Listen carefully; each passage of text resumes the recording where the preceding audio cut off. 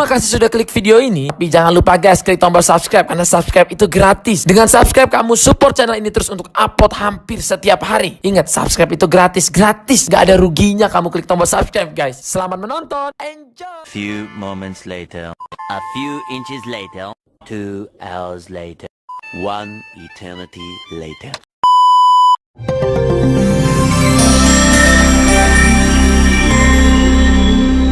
Assalamualaikum warahmatullahi wabarakatuh. Perkenalkan, nama saya Siti Aisyah Ritonga. Dalam video kali ini, saya dan teman-teman saya akan membahas dan mereview materi akuntansi tentang sistem pencatatan persediaan barang, di mana nanti ada 5 bagian yang akan dibahas, yaitu sistem pencatatan secara periodik, sistem pencatatan secara perpetual, metode LIFO, metode FIFO, dan metode average.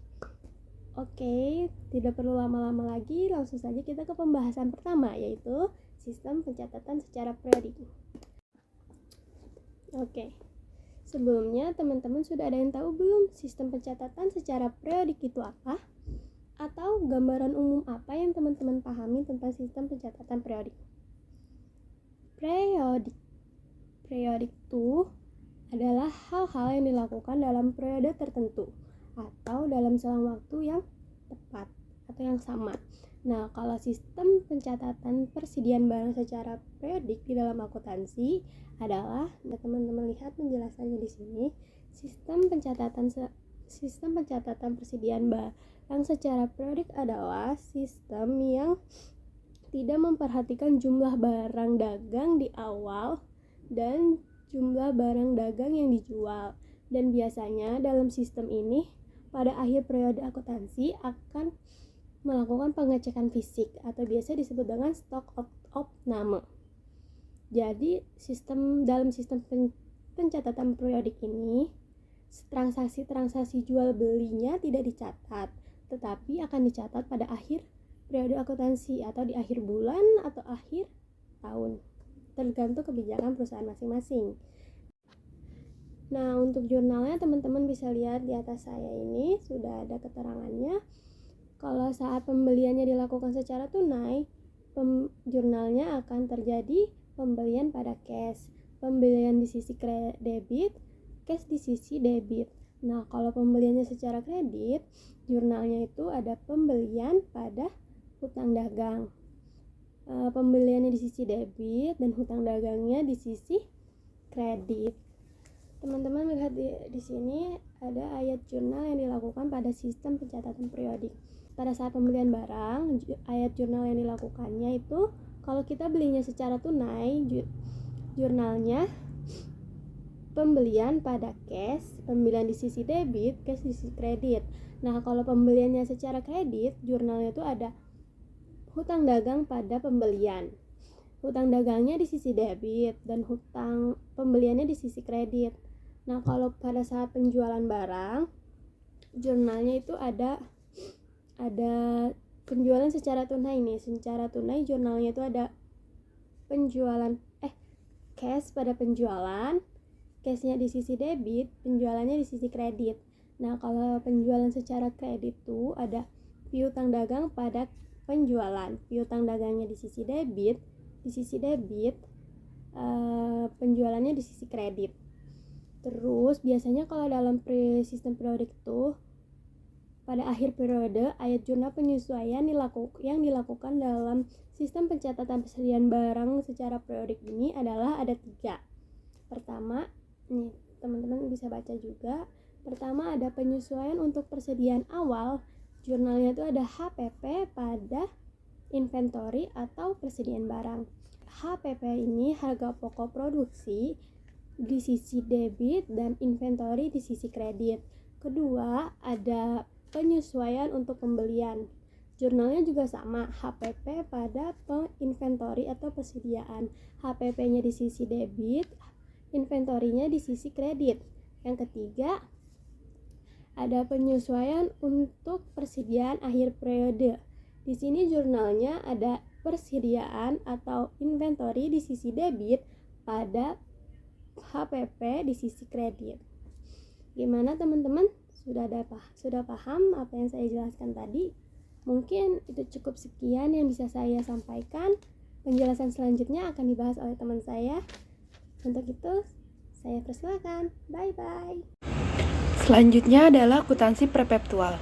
Akuntansi prefektual mengacu pada metode pencatatan transaksi persediaan secara terus-menerus dalam sistem komputerisasi atau manual. Dalam sistem ini, setiap pembelian, penjualan, dan perubahan persediaan dicatat secara real-time, sehingga informasi persediaan yang akurat selalu tersedia. Ini berbeda dengan akuntansi periodik, di mana setiap transaksi persediaan dicatat hanya pada akhir periode akuntansi. Berikut ini adalah beberapa komponen penting dalam akuntansi prefektual untuk perusahaan dagang, beserta contoh transaksinya. 1. Pembelian persediaan. Saat perusahaan membeli persediaan, pengurangan dalam kas atau kewajiban pembayaran dicatat, sementara persediaan yang dibeli ditambahkan. Contoh, perusahaan A membeli 100 unit barang dengan harga total $1.000. Transaksi ini dicatat dengan mencatat pengurangan kas dan peningkatan persediaan. Seperti jurnal berikut. Persediaan terhadap kas, yaitu $1.000. 2. Penjualan persediaan. Saat persediaan dijual, pendapatan penjualan dan pengurangan persediaan dicatat. Contoh, perusahaan A menjual 50 unit barang dengan harga total $700. Transaksi ini dicatat dengan mencatat peningkatan pendapatan dan pengurangan persediaan. Seperti jurnal berikut, yaitu pendapatan penjualan terhadap persediaan dan harga pokok penjualan.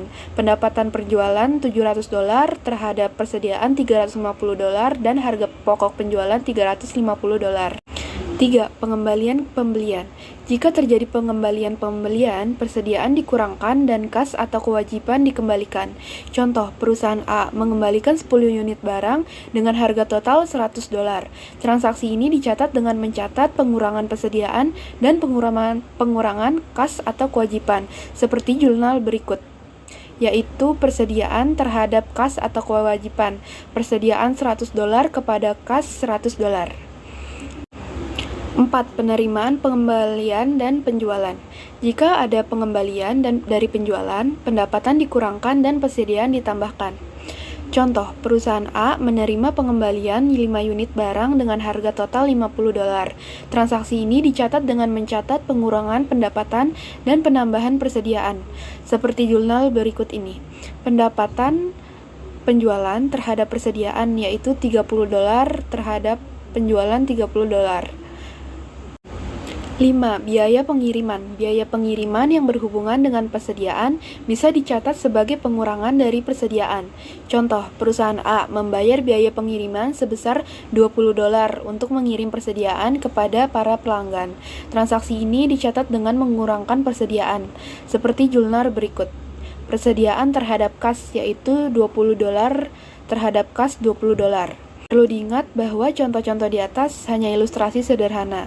Dalam praktiknya, transaksi bila lebih kompleks, terutama dalam perusahaan yang memiliki berbagai jenis persediaan dan proses bisnis yang lebih rumit, sistem akuntansi yang baik dan perangkat lunak akuntansi yang sesuai dapat membantu perusahaan dalam mengelola persediaan dan pencatatan transaksi secara lebih efisien. Sistem persediaan FIFO. FIFO merupakan singkatan dari first in, first out. Jadi barang yang pertama kali masuk akan menjadi barang yang pertama kali kita keluarkan. Untuk mencatat persediaan FIFO ini, kita membutuhkan 4 kolom yang terdiri dari tanggal, purchase, sales, dan inventory. Purchase digunakan untuk mencatat pembelian, sales digunakan untuk mencatat penjualan, dan inventory digunakan untuk mencatat persediaan. Di dalam masing-masing kolom ini juga terdapat 3 kolom lagi yang terdiri dari unit digunakan untuk mencatat jumlah barang persediaan, price digunakan untuk mencatat harga, dan total digunakan untuk mencatat keseluruhannya. Ini kita langsung masuk ke aplikasi soal. Ini ada contoh soal tentang FIFO. Mari kita bahas satu persatu. Pada tanggal 1 Mei itu terdapat persediaan sebanyak 60 unit. Nah, kita masukkan ke dalam kolom inventory 60 unit dengan harga 100.000 per unit, jadi totalnya 6 juta. Kita kalikan aja ya, 60 dikali 100.000. Pada tanggal 9 Mei terdapat penjualan 35 unit dengan harga 100.000 per unit dengan total 3.500.000. Kita langsung masukkan juga penjualan itu ke dalam kolom inventory agar kita mengetahui sisa persediaan yang kita punya. Sisanya tinggal 60 dikurangi 35 sama dengan 25 unit dengan harga 100.000 per unit dengan total 2.500.000. Pada tanggal 13 Mei kita membeli 50 unit dengan harga 110 per unit dengan total 5.500.000. Kita masukkan juga ke dalam kolom inventory sebanyak 50 unit. Pada tanggal 8 Mei kita menjual 48 unit. Karena ini sistemnya Vivo, jadi kita habiskan dulu persediaan lama yang kita punya. Kita masih punya stok persediaan sebanyak 25 unit, jadi kita masukkan dulu 25 unit itu dengan harga 100.000 dengan total 2.500.000. Nah, persediaan yang lama itu kita udah habis. Jadi kurangnya itu karena kita akan menjual 48 unit dan kita baru ada 25 unit, jadi kurangnya tinggal 23 unit. Nah, 23 unit itu kita ambilkan dari stok yang baru kita beli tadi. Sebanyak 23 unit dengan harga 110 per unit dengan total 2.530.000. Untuk mengetahui inventory yang kita punya atau sisa barang dagangan yang kita punya, kita tinggal kurangi aja 50 unit dikurangi 23 unit, sisanya 27 unit dengan harganya 110.000 dengan totalnya 2.970.000. Itu merupakan sisa persediaan Vivo yang kita punya. Demikian pembahasan tentang Vivo. Selanjutnya kita akan bahas tentang LIFO. Saya akan menjelaskan mengenai metode LIFO. LIFO adalah singkatan dari last in first out yang artinya perhitungan persediaan terakhir keluar pertama, sehingga metode ini dipandang sebagai persediaan masuk terakhir ke dalam gudang dan akan dijual pertama kali saat penjualan produk. Contoh soalnya seperti berikut ini. PT Aksana melakukan pembelian dan penjualan persediaan pada bulan Januari adalah sebagai berikut. Hitunglah nilai persediaan akhir sistem perpetual metode LIFO. Pada tanggal 1 Januari, persediaan awal PT Aksara 300 unit. Biaya per unitnya 15.000, jumlah biayanya 4.500.000. Taruh di persediaan. 7 Januari, PT Aksara melakukan pembelian 100 unit, biaya per unitnya 12.000. Persediaannya bertambah, jadi 300 unit yang tadi turun ke bawah, ditambah 100 unit. Terus tanggal 15 Januari, penjualan 150 unit. Karena ini metode LIFO, last in first out, yang masuk terakhir keluar pertama. Yang masuk terakhir tadi itu kan 100 unitnya, berarti 100 unitnya habis. Sisa 50 lagi kan. 50-nya itu diambil dari 300-nya. Jadi sisa persediaannya 250 unit, biaya per unitnya 15.000, jumlah biayanya 3.750. Tanggal 20 Januari, PT Aksara melakukan pembelian lagi 500 unit, biaya per unitnya 10.000. Persediaannya jadi bertambah 500 unit. 250 yang tadi turun ke bawah ditambahkan dengan 500 unit. Yang terakhir tanggal 25 Januari, PT Aksara melakukan penjualan lagi 200 unit. Kan memakai metode LIFO. Jadinya 500 yang tadi, yang 500 terakhir itu berkurang 200, sisa 300. Jadi 250 unit, biaya per unitnya 15.000, jumlah biayanya 3.750. Di bawahnya 300 unit, biaya per unitnya 10.000, jumlah biayanya 3 juta. Jadinya harga pokok penjualannya seluruhnya itu 3.950. Jumlah biaya persediaannya saldonya 6.750. Assalamualaikum warahmatullahi wabarakatuh. Perkenalkan, nama saya Pinkan Pramita Putri. Di sini saya akan melanjutkan materi yang terakhir, yaitu metode Everence. Metode Everence adalah metode pencatatan persediaan rata-rata tertimbang, di mana konsepnya perusahaan membagi biaya barang dengan jumlah unit barang yang tersedia. Akibatnya, persediaan produk terakhir dan beban pokok penjualan harus dikalkulasikan dalam bentuk rata-rata. Dalam menyediakan stok produk memang menjadi salah satu fokus utama dalam bisnis bagi perusahaan dagang serta perusahaan jenis lainnya. Ketika kegiatan kita dalam mengelola stok produk tidak dilakukan secara profesional, usaha yang kita kembangkan saat ini bisa saja berakhir dengan kebangkrutan. Oleh sebabnya, kita membutuhkan sebuah jasa dalam mengontrol dan memantau stok barang secara otomatis yang bisa memudahkan seluruh pencatatan stok usaha kita. Untuk itu, cobalah untuk memanfaatkan layanan profesional dengan memakai jasa sewa ahli pembukuan. Walaupun tidak memiliki akuntan sekalipun, dengan menggunakan jasa pembukuan juga dapat membantu perhitungan dan pelaporan pajak untuk membantu para pengusaha yang sibuk setiap harinya.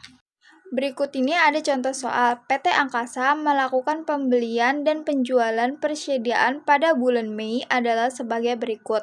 Mei pada tanggal 1, persediaan 1000 unit, biaya per unitnya 12.000. Mei pada tanggal 10, pembeliannya 700 unit, biaya per unitnya 15.000. Mei pada tanggal 16, penjualannya 500 unit. Mei pada tanggal 25, pembeliannya 800 unit, biaya per unitnya 10.000. Hitunglah nilai persediaan akhir sistem perpetual metode average atau rata-rata tertimbang. Ini adalah contoh jawaban dari soal tadi. Berikut ini adalah penjelasan. Pada tanggal 1 Mei, persediaan awal PT Angkasa 1000 unit, biaya per unitnya 12.000, jumlah biayanya 12 juta. Pada tanggal 10 Mei, PT Angkasa melakukan pembelian 700 unit, biaya per unitnya 15.000 dan jumlah biayanya 10.500.000. Maka persediaannya bertambah, yang tadinya 1000 unit bertambah 700 unit menjadi 1.700 unit. Jumlah biayanya juga bertambah 12 juta. Dari persediaan awal ditambah jumlah biaya pembelian 10.500.000 menjadi 22.500.000. Biaya per unit dari 22.500.000 dibagi 1.700 unit menjadi 13.235. Pada tanggal 16 Mei adanya penjualan 500 unit, biaya per unitnya 13.235 dari biaya per unit persediaan. Jumlah biayanya menjadi 6.617.500 di persediaan sebelumnya 1.700 unit dikurang 500 unit menjadi 1.200 unit.